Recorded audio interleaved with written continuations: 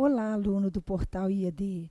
O meu nome é Reivane Jabo Ribeiro, eu sou promotora de Justiça do Estado de Minas Gerais e aqui estou para falar do direito de família.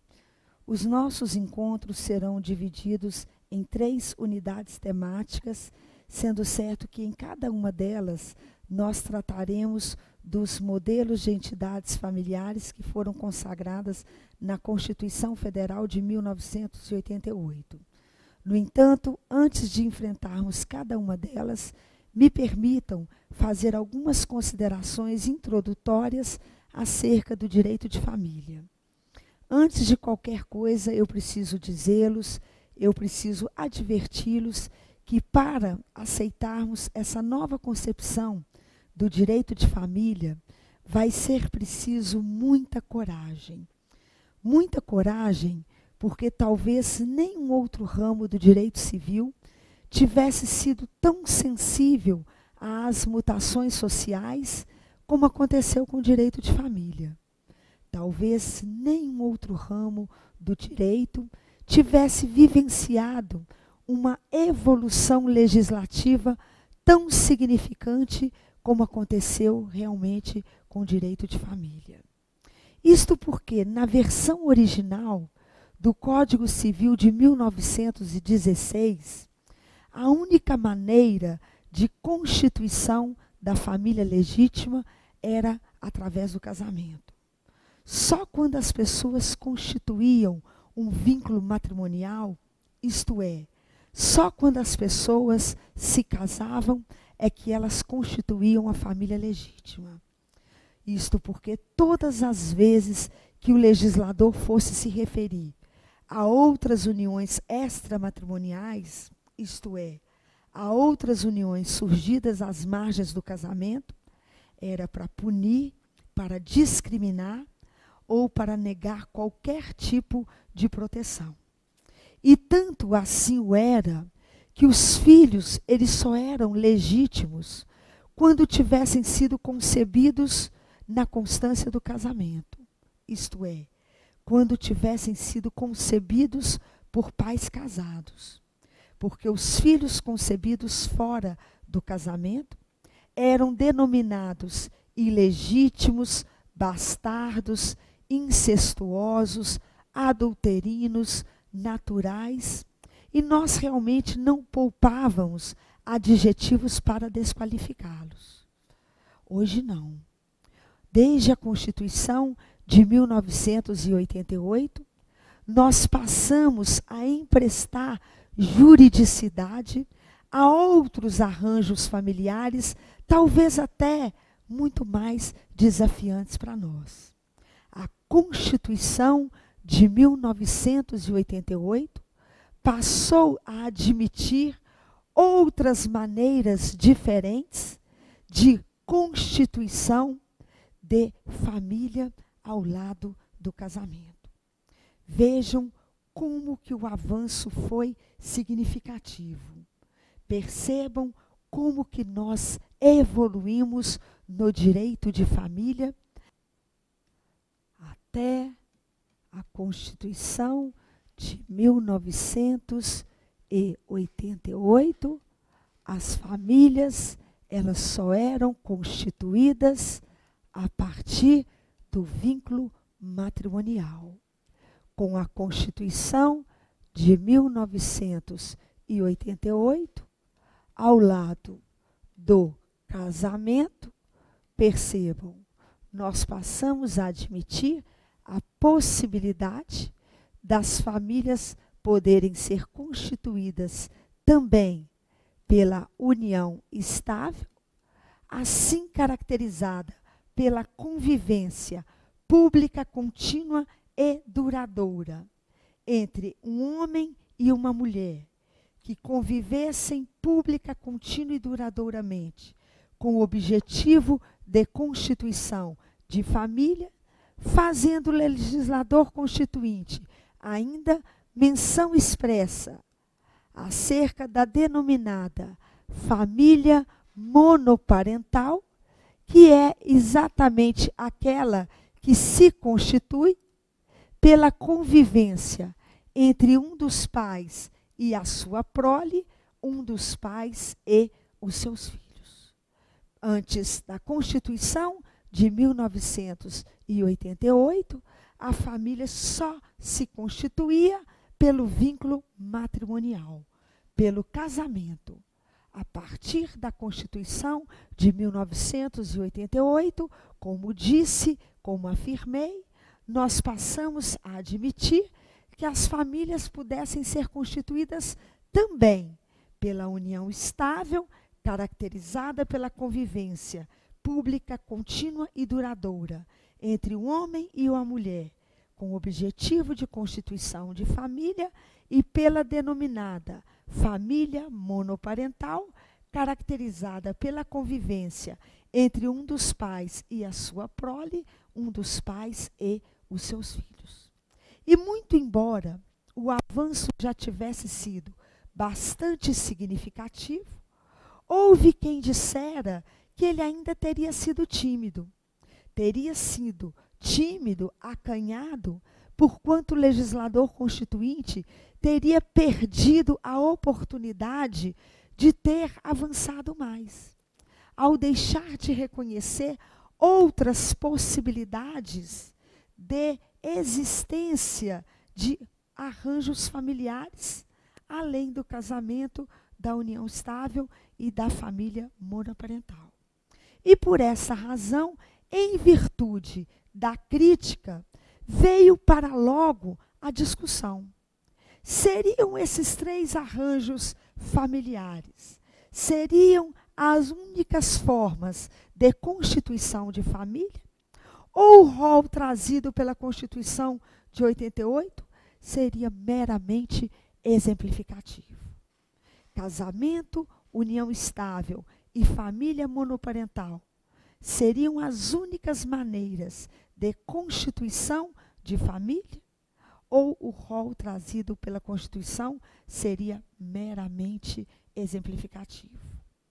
Vejam que o Supremo Tribunal Federal, recentemente, mais precisamente em maio de 2011, acabou colocando uma pá de cal nessa discussão, porque criara um precedente importantíssimo para nós no julgamento de 2 ações.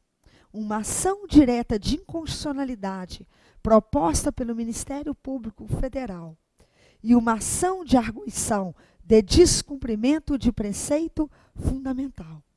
Essas 2 ações, a proposta pelo Ministério Público Federal e a ação de arguição de descumprimento de preceito fundamental, proposta pelo Estado do Rio de Janeiro, através do seu governador, foram julgadas conjuntamente pelo Supremo Tribunal Federal, exatamente porque tiveram a mesma causa de pedir. E nas 2 ações, julgadas conjuntamente, o Supremo Tribunal Federal criara o precedente importante para nós, ao firmar o entendimento de que o rol trazido pela Constituição seria meramente exemplificativo, porque reconheceu a possibilidade de termos também um arranjo familiar na chamada união homoafetiva. Para o Supremo Tribunal Federal, nós devemos tratar as uniões homoafetivas usando as mesmas regras de proteção reconhecidas para a união estável. União homoafetiva é aquela que se constitui pela convivência entre pessoas do mesmo sexo. 2 pessoas do mesmo sexo que convivem pública, contínua e duradouramente, também com o objetivo de constituição de família. Realmente, a única diferença entre união homoafetiva e união estável se estabelece na questão do sexo. Porque enquanto na união estável a convivência se estabelece entre homem e mulher, isto é, entre pessoas de sexos diferentes, na união homoafetiva, a convivência se estabelece entre pessoas do mesmo sexo, homem e homem, mulher e mulher.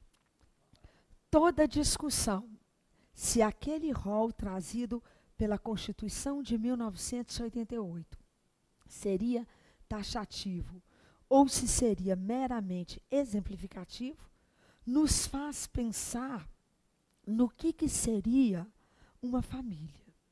Porque se conseguirmos conceituá-la, se conseguirmos caracterizá-la, fica fácil concluirmos se nós estaríamos engessando os modelos familiares ou se estaríamos diante de meros exemplos de entidades familiares. E sem sombra de dúvidas, a melhor definição do que seria família foi dada pela desembargadora Maria Berenice Dias, do Rio Grande do Sul. No seu entender, nos dizeres da ilustre desembargadora, família seria uma relação intersubjetiva, desprovida de personalidade, que envolve pessoas que se vinculam umas às outras por laços de consanguinidade, afinidade e, sobretudo, afetividade. São pessoas, percebam, que se vinculam umas às outras por laços de consanguinidade, afinidade e afetividade. Portanto, sempre que duas ou mais pessoas se relacionarem com esses laços de consanguinidade, afinidade, afetividade, com base no respeito, na solidariedade, na liberdade e igualdade, nós estaremos diante de um núcleo familiar. Percebam o precedente criado pelo Supremo Tribunal Federal no julgamento daquelas duas ações a que me referia. Para o Supremo Tribunal Federal, diante da omissão do legislador, nós haveremos de estender às uniões homoafetivas as mesmas regras que disciplinam a união estável. Sim, omissão do legislador, porque nós não temos, até hoje, vigorando no território nacional, nenhuma lei que rege, nenhuma lei que disciplina a convivência entre pessoas do mesmo sexo. Até hoje, nós não temos nenhuma lei vigorando no território nacional, disciplinando a convivência entre pessoas do mesmo sexo, malgrado tenhamos no Congresso Nacional vários projetos de lei apresentados nesse sentido. Vários projetos que foram apresentados nesse sentido e que não foram convertidos em lei. Não se sabe se por incompetência dos nossos congressistas ou se realmente por falta de coragem. E diante da omissão dos nossos legisladores, o que fez o Supremo Tribunal Federal? Mandou que se integrasse as normas através do critério da analogia. E o que é analogia? É aplicarmos às situações não previstas em lei, regras que foram previstas para uma situação semelhante. Vejam, sintam as nossas palavras. Aplicarmos a determinadas situações não previstas em lei, regras que foram previstas para situações semelhantes. Nós não temos nenhuma lei para reger a convivência entre pessoas do mesmo sexo. Portanto, o Supremo Tribunal Federal mandou que nós estendêssemos as convivências entre as pessoas do mesmo sexo, as regras que disciplinam e que regem a convivência entre pessoas de sexos diferentes. Portanto, todos os direitos e deveres que são assegurados em lei para os companheiros de uma união estável passaram a ser direitos e deveres dos conviventes de uma união homoafetiva. Nas mesmas circunstâncias que um companheiro for meeiro do outro, o convivente também haverá de ser. Sempre que nós admitirmos que um companheiro possa participar da sucessão do outro, um convivente será admitido a herdar do outro. Os mesmos direitos previdenciários assegurados a um companheiro serão os direitos previdenciários que nós estamos admitindo para o convivente. Por quê? Porque o Supremo Tribunal Federal entendeu que a união homoafetiva é uma situação semelhante à união estável. E se a união estável foi erigida à categoria de entidade familiar equiparada ao casamento, já que para o Supremo Tribunal Federal a união homoafetiva é uma situação semelhante à união estável, o Supremo Tribunal Federal entendeu que a união homoafetiva é também um arranjo familiar. Percebam, com aquele precedente importantíssimo criado pelo Supremo Tribunal Federal, nós firmamos o entendimento que as pessoas que convivem, mesmo sendo do mesmo sexo, também estão aptas a constituir uma família. O rol, portanto, seria meramente exemplificativo.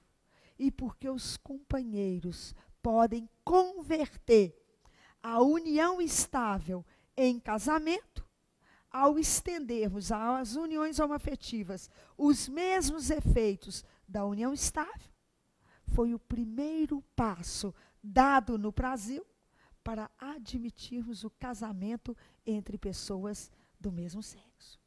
Nós não temos nenhuma lei vigorando até hoje no território nacional que permita o casamento entre pessoas do mesmo sexo. Porque tal permissivo veio a reboque daquele precedente criado pelo Supremo Tribunal Federal. Vejam, o rol para nós de arranjos familiares trazidos pela Constituição de 1988, meramente exemplificativo. Pois bem, na mesma linha de pensamento, o STJ recentemente permitiu que 2 irmãos pudessem adotar conjuntamente uma criança. Vejam onde que eu quero chegar. O STJ permitiu que 2 irmãos pudessem adotar conjuntamente uma criança. O que é adoção? Adoção é uma forma de colocação em família substituta. Em outras palavras, adotar é tomar o filho de outro como se próprio fosse. E hoje a adoção, ela mereceu uma verdadeira repersonalização. Porque a adoção, ela sempre serviu para darmos aos pais um filho de presente. Porque eram casais que não conseguiam ter seus próprios filhos, que tentavam com a adoção a felicidade. Hoje não. Hoje a adoção serve para darmos a um filho uma família de presente. Porque são os interesses exclusivos dos filhos que nós haveremos de levar em consideração para que a adoção seja deferida. Então, se a adoção vai ser deferida ou não, são os interesses dos filhos que nós haveremos de levar em consideração para que ela seja deferida ou não. Então, percebam, duas pessoas, elas só poderão adotar conjuntamente se forem casadas ou se viverem uma união estável. Nós só admitimos, de acordo com o Estatuto da Criança e do Adolescente, na nova redação que lhe fora dada pela Lei 12.010 de 2009, a chamada Lei de Adoção, que duas pessoas adotassem conjuntamente se fossem casadas ou se vivessem união estável. Por quê? Porque a adoção é forma de família, de colocação em família substituta. Então, se a adoção é forma de colocação em família substituta, para que duas pessoas pudessem adotar conjuntamente, elas precisavam formar uma família, estarem casadas ou viverem união estável. Então, se as pessoas que vivessem união estável pudessem adotar conjuntamente, as pessoas do mesmo sexo também poderiam adotar conjuntamente. Por isso que desde janeiro de 2010, vigora entre nós um novo modelo de certidão de nascimento. Neste novo modelo de certidão de nascimento, não consta mais aqueles campos distintos, pai e mãe, filho de um pai, filho de uma mãe. Consta um campo único, filiação, exatamente para que ali suporte o nome de dois pais ou o nome de duas mães. Porque hoje, inegavelmente, duas pessoas do mesmo sexo podem adotar conjuntamente. Porque o Supremo Tribunal Federal estabeleceu que os mesmos direitos dos companheiros são direitos dos casais homoafetivos. Mas, percebam, o STJ entendeu que dois irmãos também poderiam adotar conjuntamente. Dois irmãos também poderiam adotar conjuntamente, porque eles também formavam uma família. A adoção é forma de colocação em família substituta. E por essa razão, dois irmãos puderam adotar conjuntamente, de acordo com decisão do STJ, porque eles formam uma família, a chamada família anaparental. Família anaparental é aquela que se constitui pela convivência entre dois ou mais irmãos, ou entre tios e sobrinhos. Vejam, dois ou mais irmãos, ou tios e sobrinhos, são pessoas que se relacionam, são pessoas que convivem. Também com base nas relações de afetividade, nas relações de afinidade e até mesmo nas relações de consanguinidade. E segundo a desembargadora Maria Berenice Dias, o que é família? É uma relação intersubjetiva. Uma relação intersubjetiva desprovida de personalidade, formada pela união de pessoas que se vinculam umas às outras por laços de consanguinidade, afinidade e afetividade. Por que que dois ou mais irmãos formam uma família? Porque são pessoas que se vinculam umas às outras por laços de consanguinidade, afinidade e afetividade. Então, sempre que as pessoas estão vinculadas umas às outras, em busca desse carinho, em busca desse afeto, em busca do amor, elas estão aptas a formar uma família. Porque nós chegamos à conclusão de que o afeto, ele passou a ser o elemento distintivo das relações familiares. Os laços de sangue acabaram cedendo espaço aos laços de afeto. Por isso, dessa grande evolução no direito de família. Por quê? Porque o afeto passou a ser o elemento caracterizador dos núcleos familiares. E isso, inevitavelmente, nos levou a concluir que aquele rol trazido pela Constituição de 88 não poderia jamais ser tido como taxativo. E não é só porque o Supremo Tribunal Federal mandou que se estendesse às uniões homoafetivas as mesmas regras que disciplinam a união estável. Não foi só porque o STJ permitiu que dois irmãos pudessem adotar conjuntamente, porque eles também constituíam uma família, a chamada família anaparental.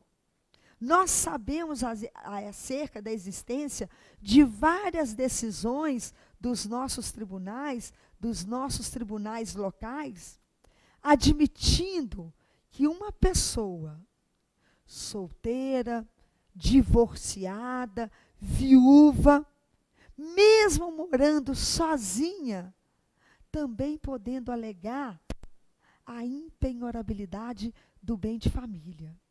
Percebam, uma pessoa, mesmo sendo solteira, mesmo viúva, divorciada, podendo alegar a impenhorabilidade do bem de família, ao admitir a existência da família poder ser constituída por uma pessoa só, a chamada família unipessoal. Família unipessoal. É exatamente aquela família que se constitui por uma única pessoa. Uma família que se constitui por uma única pessoa, que também pode alegar a impenhorabilidade do bem de família. Por quê? Porque ela também precisa dessa proteção. Porque ela também tem direito a uma existência com dignidade. Vejam, a Constituição de 1988 consagrou expressamente a existência de 3 arranjos familiares: casamento, união estável e a família monoparental. Já avançando significativamente, porque na codificação civil de 16, a família só se constituía pelo casamento. Então, o casamento era o único arranjo familiar, porque as pessoas, para constituírem uma família legítima, precisavam casar. Mas, embora a Constituição de 88 tivesse avançado significativamente, ao emprestar juridicidade a outros arranjos, união estável e família monoparental, mesmo assim, os nossos tribunais ampliaram aquele rol, reconhecendo também união afetiva, família anaparental e família unipessoal, também como possibilidades inegáveis de constituição de família. Porque hoje, nós, na verdade, falamos de uma família eudemonista. Família que nós chamamos de eudemonista é exatamente aquela que está em busca do carinho, do afeto e do amor. Eudemonismo é exatamente a expressão que nós usamos e que serve para designar a busca pelo carinho, pelo afeto e pelo amor. Sempre que 2 ou mais pessoas estiverem em busca desse carinho, do afeto e do amor, elas estarão aptas a constituir a chamada família legítima. Não importa se essas pessoas têm laços de sangue, laços de consanguinidade ou não. Não importa mais a existência de laços biológicos entre as pessoas. Porque o mais importante é essa relação de afetividade. Porque a família clássica, a família tradicional, acabou cedendo espaço a esses outros arranjos familiares, como eu disse, talvez muito mais desafiantes para nós. Talvez muito mais desafiantes, porque a tendência das famílias hoje é de serem cada vez mais desorganizadas, cada vez menos hierarquizadas e cada vez mais baseadas nas relações de afeto e nas relações de amor e de carinho. Hoje nós usamos a expressão família mosaico, família patchwork, que é fomentada exatamente pelas uniões e desuniões. Não é que a gente esteja exatamente vulgarizando as famílias. Não é nada disso. Sinal dos tempos modernos. Razão pela qual nós precisamos ter muita coragem. Muita coragem para aceitar esse desafio. Esse desafio que os novos modelos familiares vai exigir de todos nós. Pois bem, nas unidades temáticas que nós vamos enfrentar, cuidaremos de estudar cada arranjo familiar que fora reconhecido pela Constituição de 1988, conforme eu havia anunciado, conforme eu havia prometido.